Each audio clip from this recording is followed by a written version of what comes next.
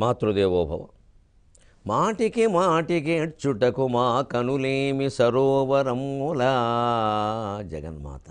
మాటికి మాటికి చుటకు మా కనులేమి సరోవరములా. ఏటికి కానిపించును మహేశ్వరి, ఏటికి కానిపించవు మహేశ్వరి.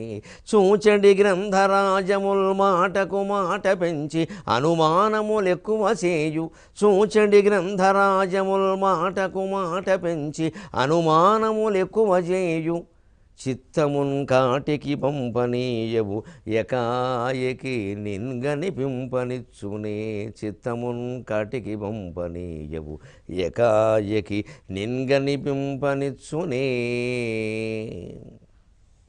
ఏబిఎన్ ఆంధ్రజ్యోతి ప్రేక్షక మహాశయులందరికీ నవజీవన వేదం అనే కార్యక్రమంలో 1487వ భాగానికి, ప్రత్యేకించి లలితా సహస్రానికి సాగుతున్న సామాజిక వ్యాఖ్యలో 187వ భాగానికి స్వాగతం పలుకుతాం. 276 నామంలో ఉన్నాం. భైరవ్యై నమః. ప్రళయకాల భైరవుని భార్య. ప్రతి స్త్రీలోనూ దేవీ విభూతి ఉంటుంది. 12 ఏళ్ల కన్యని భైరవీదేవిగా భావించి ఆరాధించే సంప్రదాయం మనకుంది. మానవ జీవన దశల్లో ప్రతిదానిలోనూ దైవీయమైన కళని చూడడమే భారతీయ సంస్కృతి, అదే హిందూ మతం. ప్రతి దశలోనూ వృద్ధ స్త్రీని కూడా అలాగే భావిస్తారండి. కొన్ని దేవాలయాల్లో ప్రత్యేకం అమ్మవారి విగ్రహం వృద్ధ స్త్రీలా ఉంటుంది, 70 ఏళ్ల ఆవిడలా ఉంటుంది. జోగులాంబ అలాగే ఉంటుంది. మరి ఎంతమంది సేవిస్తున్నారు? అక్కడ పరమేశ్వరుడేమో బాలబ్రహ్మేశ్వర స్వామి, ఆవిడేమో ముసలావిళ్ళ ఉంటుంది రూపం మీరు చూస్తే. ఈయన బాలబ్రహ్మేశ్వరుడు. అంటే భగవతత్వంలో ఇవేం ఉండవురా అబ్బాయి. నువ్వు జీవితంలో బాల్యాన్ని, కౌమారాన్ని, యౌవనాన్ని, ప్రౌఢ వయస్సుని, వార్ధక్యాన్ని అన్నింటినీ దైవస్వరూపంగా భావించు. ఇది గొప్ప తత్వం. అంతేగాని ముసలావిడిని సేవిస్తే మనకు యవ్వనం వస్తుంది, బాలుడిని సేవిస్తే మన బాల్యంలో బాగుంటాం. మనకు ఎప్పుడు కూడా యవ్వనం రావాలనే కోరుకుంటాం. మన ముసలావిడిని సేవిస్తే ముసలతనమే వస్తుంది అంటే జోగులాంబ గుడికి ఒక్కడెళ్ళడు. జోగులాంబను సేవిస్తే వార్ధక్యం వస్తుంది అన్నామనుకోండి, ఒక్కడెళ్ళాడు. వార్ధక్యం ఎవరికి ఇష్టం ఉండదు. కానీ అమ్మవారు అలాగే చాలా పెద్ద ఆవిడే. భగవతత్వాన్ని మనం అర్థం చేసుకోవాలి. కోరికలు కోరుకుంటూ ఏదో నిత్య యవ్వనంతో తుణికిసలాడడం కాదు కావలసింది. ప్రయత్నించినా జరిగే విషయం కాదు అది. తుణికిసలాడని బెడికిసలాడని ఒకేలా ఉంటాం అంతే. జ్ఞానాన్ని మనం ఆశ్చర్యంగా పొందాం. అదే జ్ఞానం ఆశ్చర్యంలో ఉంటాం. జ్ఞానం ఉన్నవాడికి బాల్యమైన ఒకటే, యవ్వనం ఒకటే, పళ్ళు ఉన్న ఒకటే, జుట్టు ఉన్న ఒకటే, ప్రాణం పోయిన ఒకటే. పెద్ద విషయం కాదు. అందుకని ఆ భగవతత్వాన్ని సమానంగా మనం అర్థం చేసుకోవాలి. పైగా ప్రళయకాలంలో భైరవుని భార్య అన్నాం కాబట్టి ఆ ప్రళయకాలంలో ఆ శక్తి ఎలా ప్రత్యేకంగా ఆవిర్భవిస్తుందో యోగ వాసిష్టంలో, నిర్వాణ ప్రకరణంలో, ఉత్తరార్ధంలో 84వ సర్గలో 2వ శ్లోకంలో చెప్పారు స్పష్టంగా. స భైరవశ్చిదాకాశః శివయిత్యభిధీయతే తస్య అనన్యాం తస్య తాం విద్ధి స్పందశక్తిం మనోమయీం. అనన్యాం తస్య తాం విద్ధి స్పందశక్తిం మనోమయీం. స భైరవశ్చిదాకాశః. ఈ సృష్టి మొత్తం తిరోధానమైనప్పుడు భగవచ్శక్తి భైరవ రూపాన్ని ధరిస్తుంది. చిదాకాశమే భైరవుడుగా మారుతుంది. దాన్ని మింగడానికి అవసరమైన రూపాన్ని ధరిస్తుంది. అన్నిటినీ మింగేయాలంటే పెద్ద నోరు ఉండాలి. పెద్ద నోరు తెరుస్తుంది, వస్తుంది. మూసేశాక ఆ నోరు ఉండదు, ఆ రూపం ఉండదు. చిదాకాశమే ఉంటుంది. చిత్ అనేది శాశ్వతం. అది సత్. అది సృష్టికి పూర్వం చిత్తుగా ఏర్పడింది.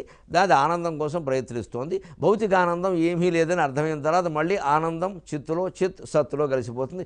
ఉండేది సత్ ఒకటే. సత్యం ఏకం సత్. బహుధా విప్రా బహుధా వదంతి. ఏకం సత్. ఏకం చిత్, ఏకం ఆనందం అనలేదు, గమనించండి. ఏకం సత్. సత్తుకే వాడారు ఏకం అనేది వేదంలో. ఇంద్రం వరుణం మాతరిశ్వానమాహు. ఉపనిషత్తులో చెబుతారు. ఇంద్రం వరుణం మాతరిశ్వానమాహు అధో దివ్య సుపర్ణో గరుత్మాన్ ఏకం సత్ విప్రా బహుధా వదంతి అని చెబుతారు స్పష్టంగా. నువ్వు ఇంద్రుడన్నా, యముడన్నా, వరుణుడన్నా, మాతరిశ్వడు అన్నా, ఏదన్నా ఒకటేనా ఏమన్నది? ఏదో రకరకాలుగా చెబుతున్నారు సందర్భాన్ని బట్టి. నువ్వు బడి అన్నా, ఏదో స్కూల్ అన్నా, ఈ స్కూల్ అన్నా, ఏదైనా ఒకటేనాయా? బడే పాఠం చెప్పే చోటు. భాషను బట్టి పేరు మారలా, అలాగే మారతాయి. స భైరవ శిదాకాశక శివయిత్యభిధీయతే. ఆయన్నే శివుడు అంటున్నారు. అనన్యాం తస్యతాం విద్ధి స్పందశక్తిం మనోమయీం. ఆయన మనస్సుకి సంబంధించిన దాన్ని మనోమయీం. స్పందశక్తిం రెప్పపాటు వేయడం లాంటి స్పందశక్తిని, సంకల్పశక్తినే తాం అనన్యాం విద్ధి. అనన్యాం ఆయనకంటే వేరుగా లేదు ఆ శక్తి. ఆయన మనస్సు ఒక సంకల్పం చేయడమే ప్రళయం, ఆ సంకల్పమే సృష్టి, ఆ సంకల్పమే అన్నిటికీ మూలం. అందుకే అనన్యాం తస్యతాం విద్యు స్పందశక్తిం మనోమయీం. దీన్నే శ్యామలాదండకంలో కాళిదాసు భైరవైరష్టభిర్వేష్టిత భైరవీ సంవృత అన్నాడు. భైరవులతో సంవృతమైన దాన, ఆవరింపబడిన దాన, భైరవీ దేవులు నీ చుట్టూ ఉన్నారమ్మ. భైరవైరష్టభిర్వేష్టిత, వాళ్ళు 8 మంది నీ చుట్టూ ఉన్నారమ్మ, ఈవిడ మహాభైరవి. ఆ రకంగా ప్రళయకాలంలో భైరవుని యొక్క భార్యగా స్త్రీ రూపంగా ఆ రూపాన్ని ధరించి ఆవిడ మొత్తాన్ని మింగేయడంలో భైరవునికి సహకరించడం ఉందే. శక్తి మనిషికి సహకరిస్తుంది అంటే శక్తి వేరు, మనిషి వేరా? మనిషి లేకుండా శక్తి దేన్ని ఆశ్రయిస్తుంది? శక్తి లేకపోతే మనిషి ఏం చేయగలుగుతాడు? అంచేత శివుడు వేరు, శక్తి వేరు కాదు. రాముడు వేరు, సీత వేరు కాదు. అది భైరవ్యై నమః. ఇప్పుడు 277వ నామం భగమాలిన్యై నమః. ఈ మంత్రపూర్వకంగా మంత్రశాస్త్రం ప్రకారం దీనికి అర్థం చెప్పాలి అంటే ఒక విశేషం ఉంది. కొన్ని మంత్రాలకి ప్రత్యేకించి శీఘ్రంగా జరగాలి అనుకునేటప్పుడు చేసే కామ్యకర్మలకి ఆ మంత్రానికి ముందు, ఆ నామానికి ముందు భగ శబ్దం చేరుస్తారు. ఆ భగపూర్వకమైనటువంటి మంత్రముల మాలను ధరించినది అని అర్థం. భాస్కరాయలు చెప్పారు ఆ విషయాన్ని. భగమాలిన్యై నమః. ఆ మంత్రంలో ఉన్నప్పటికీ దానికి భగ చేరుస్తారు. కొన్ని రకాల ఆలయాల్లో ఉత్సవాలు ఇవి చూసినప్పుడు మామూలు నామాలే చదువుతున్నప్పుడు ఆ దేవుడు పేరు ప్రత్యేకంగా చేరుస్తారు. అదొక ప్రత్యేకత అంతే. ఈ దేవుడికి చేస్తున్నామని ఒక గుర్తింపు మన మనసులో ఏర్పడడానికి, అంతకుమించి దాంట్లో విశేషమే లేదు. అలాగే కొన్నిటికి ప్రత్యేకించి శీఘ్రంగా జరగాలి అనుకునే వాటికి ఆ మంత్రాలకి, కామ్యకర్మలకి భగశబ్దం చేరుస్తారు. ఆ భగశబ్దం చేర్చినటువంటి మంత్రముల మాల ధరించింది కాబట్టి భగమాలిన్యై నమః. భగశబ్దానికి వేరే అర్థాలు కూడా ఉన్నాయి. భగ శ్రీ, కామం, ఆహాత్మ్య, వీర్య, యత్న, అర్క, కీర్తిషు 7 అర్థాలు ఉన్నాయి. శ్రీ ఐశ్వర్యం, కామ కోరిక, మాహాత్మ్య మహావైభవం గొప్పదనం, వీర్య శక్తి తేజస్సు, యత్న ప్రయత్నం, అర్క సూర్యుడు, కీర్తి మంచి పేరు, ఇన్ని పేర్లు ఉన్నాయి. వీటిని ధరించింది భగమాలిన్యై నమః. అమ్మవారి ఆరాధన వల్ల ఇవన్నీ మనకు వస్తాయి. అంతేకాదు ప్రళయకాలంలో భగమాలిని అంటే పుష్కరావర్త మేఘాలను ధరించింది అని కూడా చెప్పారు. ఆ మేఘాలను కూడా భగము అంటారు. మంచిది, భగమాల అంటే మేఘమాల అని కూడా అర్థం ఉంది. ఆ మేఘమాల ఎప్పుడయ్యా అంటే ఏదో విరహంలో పాడే మేఘమాల గీతం కాదు, ప్రళయకాలంలో పాడేది. ఆ రకంగా ఏ రకంగా చూసినా భగమాల, మేఘమాల అన్న, మంత్రమాల అన్న వాటిని ఇవిడ ధరించింది కాబట్టి, శ్రీకామ మహాత్మ్యాలు ఉన్న వాటిని ధరించింది కాబట్టి భగమాలిన్యై నమః అన్నారు. 277వ నామం భైరవి భగమాలిని. 278వ నామం పద్మాసనాయై నమః. సరిగ్గా మనకి పద్మం మామూలుగా తెలుసు, దాంట్లో రేకులు ఉంటాయి, మధ్యలో కేసరాలు ఉంటాయి, దానికి ఒక కాడ ఉంటుంది, కాండం, లేకపోతే పద్మం ఉండదు. అధ్యాత్మతత్వం అనేటువంటి పద్మానికి, అమ్మవారి తత్వం అనే పద్మానికి జ్ఞానమే కాండం, అదే కాడ, జ్ఞానం మూలం. ప్రకృతే దాని రేకులు. ఆ ప్రకృతిలో జరిగే మార్పులు ఉన్నాయే, వికారములు ఉంటాం, అవే కేసరములు. నిజానికి కేసరాలు, మధ్యలో మకరందం, కేసరాలు, పుప్పొడి, రేకులు అన్నీ కాడలోంచి వచ్చినవే కదా. ఆ కాడ మళ్ళీ దుంపలోంచి వచ్చిందే కదా, మూలం ఒకటే. అందుకే కోపం వస్తే నీ దుంప తెగ అంట. ఆ దుంప తెగితే ఇంకేం లేదు, మొత్తం పోతుంది. అంచేత మనం భగవతత్వం అర్థం చేసుకోవాలంటే ముందు జ్ఞానమే కాండం కాబట్టి ఆ జ్ఞానాన్ని పొందాలి, అద్వైత జ్ఞానాన్ని పొందాలి. అంతా ఒకటే, అంతా ఒకటే, అంతా ఒకటే అన్న జ్ఞానాన్ని పొందాలి. అప్పుడు ప్రకృతి రేకులు అంటే మన జీవితం ఎన్ని రకాల రేకులు ధరించి వికసిస్తున్న పద్మంలా ఉంటుంది మనకి. ప్రతిదీ, వార్ధక్యం కూడా ఒక రేకు, అనారోగ్యం కూడా ఒక రేకు, కష్టం కూడా ఒక రేకు, సుఖం కూడా ఒక రేకు, పెళ్ళి కూడా ఒక రేకు, పేరంటం కూడా ఒక రేకు, గొడవ వస్తే అది కూడా ఒక రేకు. ఈ రేకులకు భయపడి రేకుల షెడ్లో గడిపోక్కర్లేదు. 100 రేకులు ఉన్నప్పుడు పద్మంలో అనేక రకాలు ఉంటాయండి. అలాగే జీవితంలో అనేక రకాల రేకులు ఉంటాయి. పైగా జీవితం ఎప్పుడు ఒకలాగే ఉండదు, అది మారుతూ ఉంటుంది. ఆ వికారాలే కేసరాలు. ఎందుకంటే ఈ రేకుల నుంచేగా కేసరాలు పుట్టే, కేసరాల నుండే కదా పుప్పుడు రాలుతోంది. అన్నీ ఒకదాని నుంచే వచ్చాయి. 278వ నామం పద్మాసనాయై నమః. భగవతత్వం ఒక పద్మంగా భావిస్తే మనం అందులో ఉండే రేకులు, కేసరాలు, కాండం ఎలా భావించాలో చెబుతున్నాడు ఇక్కడ. భగవతత్వానికి పద్మం సంకేతం. అందుకే మన దేవతలు లక్ష్మీదేవి, సరస్వతీదేవి, బ్రహ్మదేవుడు, ఇంకా ఇతర దేవతలు కొందరు పద్మంలో కూర్చుంటారు. పద్మాసన. యోగాభ్యాసానికి కూడా అన్ని ఆసనాల కంటే పద్మాసనం శ్రేష్టమని చెప్పారు. ప్రకృతే రేకులు, వికారములే కేసరాలు, జ్ఞానమే కాడ. అదే పద్మం. దానికి మూలం బిందువు, పుట్టడానికి మూలమైన బిందువు. శ్రీచక్రంలో బిందువు. అక్కడ శ్రీచక్రాకారం చూసినా మొత్తం అష్టదళ పద్మం, షోడశదళ పద్మంతో పద్మాకారంలోనే ఉంటుంది. దళాలన్నైనా ఉండనియండి, అది కూడా పద్మాకారమే. అంతేకాదు మన శరీరంలో ఉండే షట్చక్రాలను గమనించుకుని చక్రములు అంటారు, కానీ అవి పద్మాలే. 32 కుల పద్మాలు. కులం అంటే కూడిక, జంక్షన్. అక్కడ పద్మం, కుల పద్మాలు. ప్రతి చోట పద్మం పద్మం పద్మం అనే సంకేతాన్ని భారతీయ తత్వశాస్త్రంలో, తంత్రశాస్త్రంలో కూడా ఎందుకు వాడారు అంటే పద్మాన్ని గమనించి నీకు అన్నీ తెలుస్తాయి. రేకులో రేకు, రేకులో రేకు, రేకులో రేకు ఉంటుందండి. ఒక రేకు ఇలా తీసామంటే రెండో రేకు కూడా వచ్చేస్తుంది. జీవితం అంతే సంక్లిష్టంగా ఉంటుంది. దీంట్లో అది, దాంట్లో అది, దాంట్లో ఇది ఇముడిపోయి ఉంటాయి. నువ్వు దాన్ని యథాతథంగా ఆస్వాదించడం నేర్చుకో. దాన్ని మార్చేద్దామని చూడకు, కెలికేయకు. జీవితాన్ని చిలకాలి కానీ కెలకూడదు. పెరుగు చిలికితే వెన్న వస్తుంది, పెరుగు కెలికితే వాసన వస్తుంది. జీవితమేనా అంతే, దాన్ని కెలకూడదు. ఎలా ఉన్నదో అలాగే ఉంటుంది. మధించు, మధించు, దూరంగా ఉండి మధించు. ఆ మథనం ద్వారా దాని సారాన్ని పట్టుకోవాలి. అప్పుడు జీవితం సుఖంగా ఉంటుంది. ఎలా ఉన్నా సుఖంగానే ఉంటుంది. సుఖంగా ఉండాలి అనొద్దు, ఎలా ఉన్నా సుఖంగా ఉండాలి. శుభమే జరగాలి, సుఖం ఉండాలి. సుఖం జరిగితే సుఖం ఉంటే అందరూ ఉంటారండి, మనం ఉండేదేముంది. ఇంకా స్త్రీల విషయంలో ఎవరైనా ఇంద్రియ నిగ్రహంతో ఉంటే ఋష్యశృంగుడితో పోలుస్తారు. నాకు ఆశ్చర్యంగా ఉంటుంది. ఋష్యశృంగుడికి స్త్రీ ఎవరో తెలియదు అసలు. ఆయనతో పోల్చడం ఏమిటి? ఆయన నిగ్రహానికి ప్రతీక కాదు. ఎవరు ఋష్యశృంగుడు అంటారు చింతామణి నాటకంలో. అక్కడ వస్తుంది ఋష్యశృంగుడికి స్త్రీ ఎవరో తెలియదు అసలు. వాళ్ళ నాన్నగారు తప్పితే ఎవరో తెలియదు. వాళ్ళ అమ్మగారు ఓ లేడికి పుట్టాడంటారు. ఆయన స్త్రీ లేకుండా పుట్టాడంటే ఒకవాడు స్త్రీకే పుట్టిన, ఆవిడ చిన్నతనంలో చనిపోయిందేమో. అసలు తెలియదు ఆయనకి. అడవిలో చెట్లు జంతువులు తప్పితే తెలియదు. ఆడ జంతువుల్లో ఆడమ్మగా గుర్తించేంత తెలివి ఆయనకి లేదు. అసలు ఆ స్పర్శ లేదు ఆయనకి. ఎక్కడో ఒక వేశ్యను ఎవరినో పంపించారు, ఆయన ఏదో ఆకర్షించి తీసుకున్నాడు. వెంటనే ఆకర్షణలో పడిపోయాడు. ఆయన ఏమైనా గ్రహించుకోలేదు. ఆకర్షణకు లోనయ్యాడు. ఆవిడ పేరు వైశాలి. చిత్రం ఏంటంటే మామూలుగా వేశ్యగా ఉండి అందరినీ ఆకర్షించడానికి మాత్రమే అలవాటు పడిన ఆవిడ ఈయనలో ఏముందో కానీ ఆ తపశ్శక్తి ప్రేమలో పడుతుంది. ఆవిడ కామవాంఛితో ఉండదు, ప్రేమలో పడుతుంది. హిందీ వారు వైశాలి అని అద్భుతమైన చిత్రం తీశారు.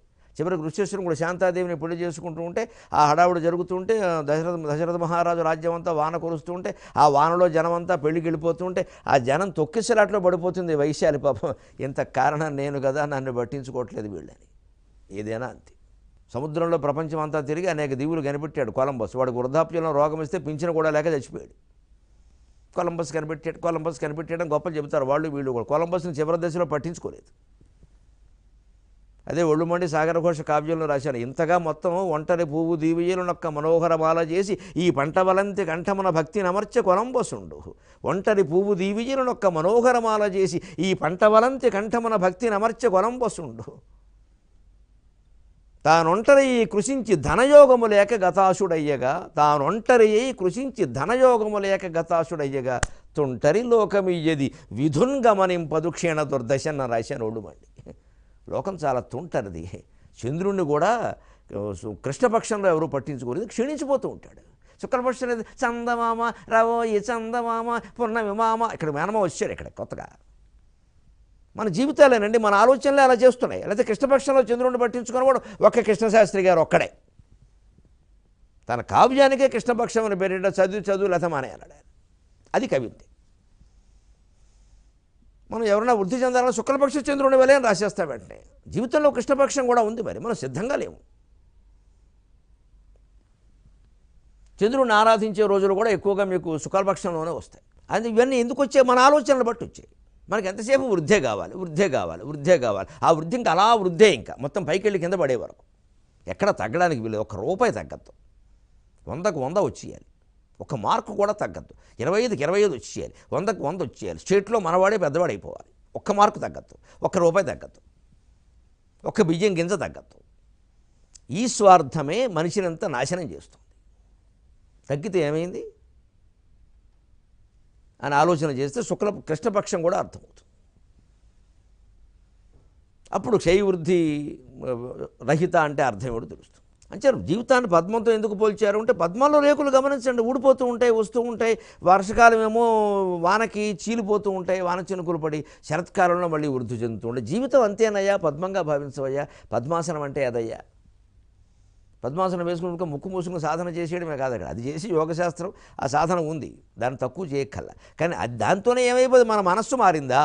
ఈ ఆసనాల వల్ల, ఈ యోగాల వల్ల, ఈ చేయడం వల్ల మన మనస్సు మారింది. మనస్సు మారినప్పుడు పద్మాసనం అయితే పనికిమాలిన ఆసనం అయితే, ఎందుకంటే బస్ స్టాండ్ ఆసనం నయం, బస్సు అయినా వస్తుంది.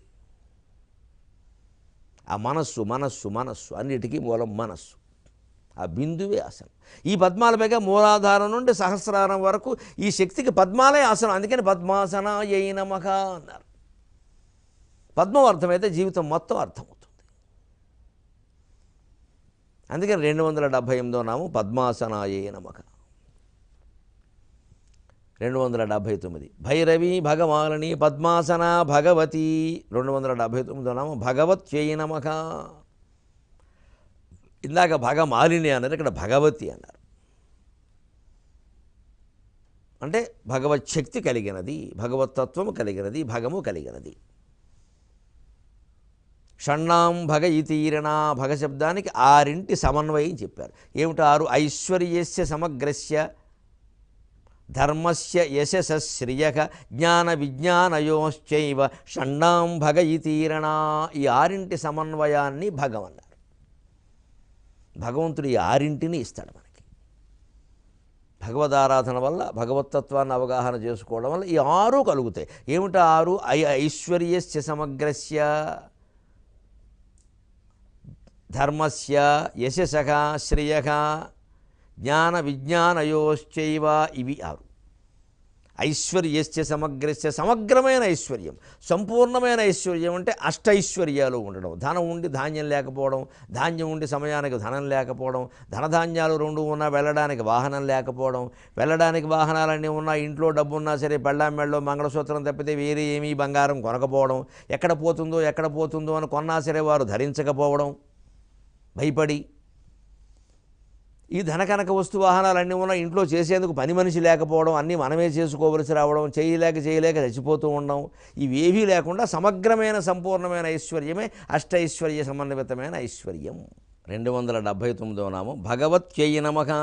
ఐశ్వర్యస్య సమగ్రస్య, ధర్మస్య యశస శ్రియః, జ్ఞాన విజ్ఞానయోశ్చైవ షణ్ణాం భగ ఇతి ఈరణ.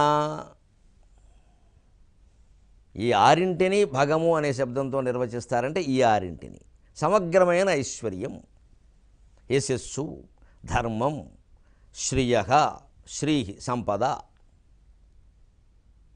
ఆ పైన జ్ఞానము, విజ్ఞానం. ఈ 6 ఉంటేనే పూర్తిగా అది మనం జీవితం సంపూర్ణంగా అనుభవించినట్లు లెక్క. అందులో ముందు సమగ్రమైన ఐశ్వర్యం అంటే ధన కనక వస్తు వాహనాలు అన్నీ ఉండడం, ఏదో ఒకటి లేకపోవడం కాదు. ఇవన్నీ ఉంటాయి కొంతమందికి. ధనము ఉంటుంది, బంగారం ఉంటుంది, వస్తువులు ఉంటాయి, వాహనాలు ఉంటాయి, సంతానం ఉంటుంది, కళకళ ఆడిపోతూ ఉంటుంది. ఒక్కడికి ధర్మచింత ఉండదు. ఎంతసేపు సంపాదించడం, నొక్కేయడం, ఎరపెట్టి కింద దాచేయడం, మంచం కింద దాచేయడం, ఇదే గొడవ. అది ఉంటే కుదరదు ధర్మం. అంతేకాదు వీడు ఉద్యోగ బాధ్యతలు కూడా సక్రమంగా చేయడు, ఎంతసేపు నొక్కేద్దామని, జీతం కాకుండా ఇంత గీతం నొక్కేద్దామని. వ్యవసాయం, వ్యాపారం ఏం చేసినా కల్తీయే. ఈ ధర్మం అనేది చాలా ముఖ్యం, లేకపోతే ఈ ఐశ్వర్యం నిలబడదు.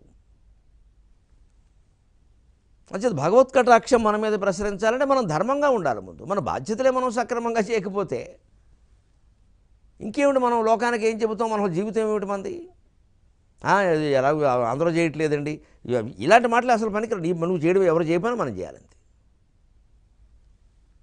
అసలు ఉద్యోగులందరూ వాళ్ళ బాధ్యతలు వాళ్ళు చేస్తే, వ్యాపారులందరూ ధర్మంగానే వ్యాపారం చేస్తే లోకంలో ఇంత అవినీతి ఉండదు. ఏ ప్రభుత్వాలు పాలించినా ఒకటే, ఏవీ పాలించకపోయినా ఒకటే. ప్రభుత్వాలనే అనుకోవడం వల్ల కేవలం సరిపోదండి, మనలోనే ఉంది లోపం అంతా. వాళ్ళలో కూడా విపరీత స్వార్థాలు పెరిగిపోయేలా మనమే చేస్తున్నాం. నాయకులను కూడా చెడగొడుతున్నది మనమే. ప్రజలు ఏదో అమాయకులు, నాయకులు స్వార్థపరులు అనడానికి ఇదివరకు నాకేదో అనేవాడిని నేను కూడా. కానీ నాకు చూస్తున్న కొద్ది ఏంటి, ప్రజల్లోనే చాలా స్వార్థపరులు ఉన్నారు. మొత్తం ఎక్కడికక్కడ మోసాలే. ఇక వీరిని వారనగదొక్కారు, వారిని వీరనగదొక్క, అనగదొక్కబడ్డానని మొత్తుకునేవాడు కూడా అవకాశం వస్తే పెళ్ళాన్ని అనగదొక్కేస్తున్నాడు. అక్కడ మళ్ళీ ఆడ మగ తేడా. మమ్మల్ని ఎవరో వర్గం వారు అణగదొక్కారంట. నువ్వు నీ పెళ్ళాన్ని ఎందుకు అణగదొక్కావు? దీనికి కారణం తెలుసుకుంటే దానికి కారణం తెలుస్తుంది. వాళ్ళకి ఇష్టం లేని పనులన్నీ చేయిస్తున్నారు భార్యల చేత. ఓ పుట్టింటికి పంపి వసూలు చేయమంటున్నారు. మనం అనుకునే అగ్రవర్ణాల్లో కాదు, అన్ని వర్ణాల్లోనూ ఉన్నాయి. ఎందుకు వస్తున్నాయి పత్రికల్లో ఇలాంటి వార్తలు ఎందుకు వస్తున్నాయి? మరి మన దగ్గరికి వచ్చేసరికి ఎవరో కులం వారు పై వర్గాలన్నీ అణగదొక్కారంటే మనం ఎందుకు ఇంట్లో వాళ్ళని అణగదొక్కుతున్నాం?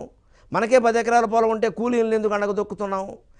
మనమే ఓ పరిశ్రమ పెడితే కింద ఉద్యోగులను ఎందుకు అణగదొక్కుతున్నాం? మనమే పెద్ద అధికారి అయితే కింద వాళ్ళ మీద ఎందుకు పెత్తనం చేస్తున్నాం? అంతే శ్రీశ్రీ మాటే, ఒక వ్యక్తిని మరొక వ్యక్తి, ఒక జాతిని మరొక జాతి పీడించే సాంఘిక ధర్మం ఇంకానా ఇకపై చెల్లదు. ఇంకా చెల్లుతూనే ఉంది. ఆయన పోయినా చెల్లుతూనే ఉంది, ఆయన ఉన్నా చెల్లుతూనే ఉంది. ఎందుకంటే మనిషి మారలేదు. ఆకాశానికి నిచ్చెన వేశాడు, చంద్రమండలానికి వెళ్ళాడు, అంగారక మండలానికి వెళ్ళాడు. అక్కడ మంచు ఉందిట, మంచు ఉంటే ఏమిటి వీళ్ళు వెళ్ళి కొంప ముంచు చేస్తాడు దాన్ని. అక్కడ మకం పెట్టి అక్కడ రియల్ ఎస్టేట్ మాట్లాడతాడు, అంగారక రియల్ ఎస్టేట్ అని. ఏమున్నా ఒకటే. ఇంకా ఇన్ని వేల కోట్ల లక్షల కోట్ల రూపాయలు వృధా మనిషి బుద్ధి మారకపోతే. ఈ మండలంలాగే ఇప్పుడు ఉపమండలం అంతా కలుషితమైంది, అది కూడా అవుతుంది. అంటే మనం బాగు చేసుకోవాల్సింది మన బుద్ధినే. అది దానికి ధర్మం ప్రధానం. యశశఖ తర్వాత కీర్తి సంపాదించాలి. ధర్మం ద్వారా కీర్తి సంపాదించాలి, డబ్బు ద్వారా కాదు, కేవలం కృత్రిమమైన పలుకుబడి ద్వారా కాదు, ధర్మం ద్వారా. అలాగే శ్రేయక, అనేక రకాల సంపదలు. ఆ పైన అన్నిటికంటే ముఖ్యమైనది జ్ఞానం, విజ్ఞానం. విజ్ఞానం భౌతిక ప్రపంచానికి సంబంధించిన సమాచార పరిజ్ఞానం, జ్ఞానం ఆధ్యాత్మ జ్ఞానం. అందుకే సైన్స్ పుస్తకాలకి విజ్ఞాన శాస్త్రం అని పేరు పెడతారు, జ్ఞానశాస్త్రం అని పేరు పెట్టారు. యోగ వాసిష్టం, భగవద్గీత లాంటి వాటిని జ్ఞానయోగాలు అంటారు. దాని పేరే జ్ఞానవాసిష్టం. భగవద్గీతలో జ్ఞానయోగం అని ప్రత్యేకంగా ఉంది. అసలు గ్రంథం అంతా జ్ఞానమే, మళ్ళీ చెప్పేది ఏమిటి? అంటే భౌతిక విజ్ఞానం అవసరం. ఎందుకంటే భౌతిక విజ్ఞానం లేకపోతే మనకు ఉదాహరణ దొరకదు. అధ్యాత్మ జ్ఞానం ఎంత ఉన్నా అద్వైతాన్ని చెప్పాలి, భ్రమపడుతున్నామని చెప్పాలి, జగన్ మిథ్య అని చెప్పాలి, రజ్జు సర్పభ్రాంతి, తాడెక్కడిది పాము ఎక్కడిది, భౌతిక ప్రపంచంలోవే కదా, అద్వైత ప్రపంచంలో ఉండవుగా.